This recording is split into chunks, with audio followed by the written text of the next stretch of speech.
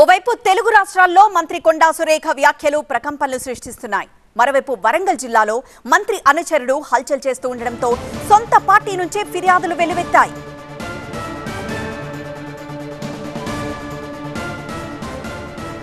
మంగళవారం విధుల్లో ఉన్న హనుమకొండ సీఐ పట్ల మంత్రి కొండా సురేఖ అనుచరుడు నవీన్ రాజ్ దురుసుగా ప్రవర్తించాడు. విధుల్లో ఉన్న సీఐతో గొడవకు దిగాడు. ఈ ఘటనపై ప్రజాప్రతినిధులు హైకమాండ్ కు ఫిర్యాదు చేశారు. ఇది వరకు కూడా పార్టీ నేతల నుంచి నవీన్ పై వరుస ఫిర్యాదులందాయి. దీంతో నవీన్ రాజ్ వ్యవహారంపై ఇంటెలిజెన్స్ రిపోర్ట్ తెప్పించుకున్న ప్రభుత్వం ఆయనకు సెక్యూరిటీని తొలగించింది. నవీన్ రాజ్ ప్రజాప్రతినిధి కాదు, కాంగ్రెస్ లో బడా నేత కాదు. అయినా అతను మంత్రి పర్యటనల సందర్భంగా హడావుడి చేస్తూ ఉంటారని ఆ పార్టీ నేతలు చెబుతున్నారు.